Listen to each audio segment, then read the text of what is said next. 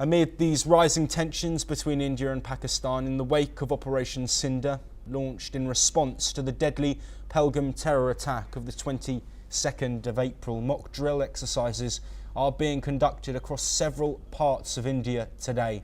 Codenamed Operation Abhyas, the nationwide drills are part of a broader civil defence strategy and are being carried out in 244 districts across India, including in major urban centres like Delhi, Mumbai, Kolkata, Chennai, Bengaluru, Hyderabad and Chandigarh.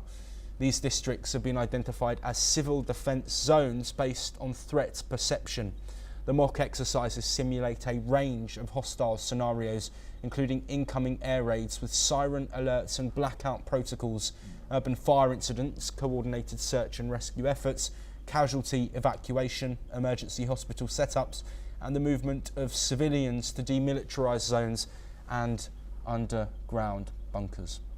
Well, joining us to discuss the ongoing tensions and the strikes that we saw on Pakistan and Pakistan-occupied Kashmir is Adrian Calamel, a terrorism scholar, joining us from New York. Well, Adrian, thank you ever so much for being here.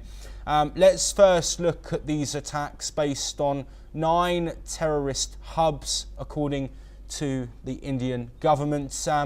How significant is it that these strikes reportedly only targeted terrorist infrastructure? Well, thank you for having me. And this was, in my estimation, a fantastic operation. Exactly what you want to do. You want to hit the terrorist infrastructure. India always knew where those terror camps were.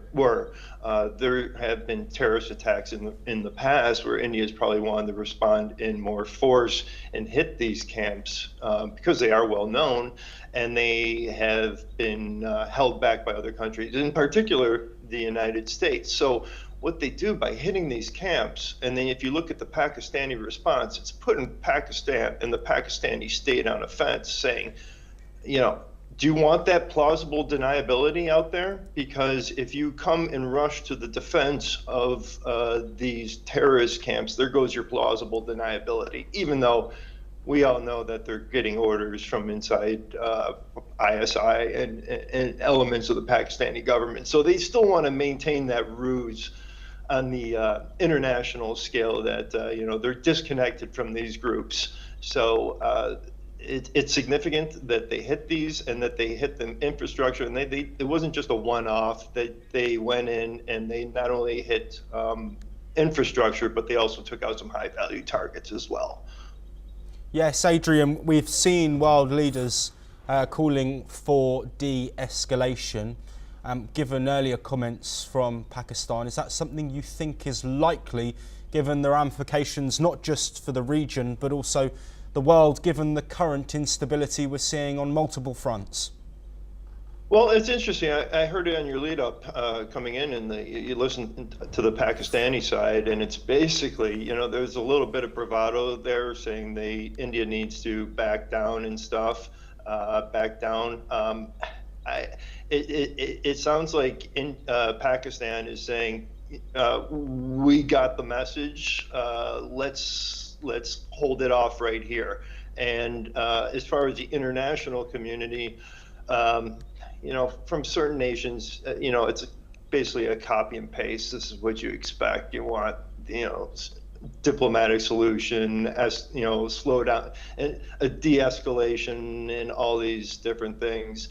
That's the speak. But India's maneuver right here, what they did in this operation, that's the de-escalatory move. That's how you de-escalate things. That's how you de-escalate the terrorist threat. That's how you de-escalate the Pakistan use of their proxies as a weapon against India and in other areas. So you know, I don't think it's going to go much farther. It depends if India has another, let's say, another target package Let's say this is the first round, they hit these high value targets, some camps.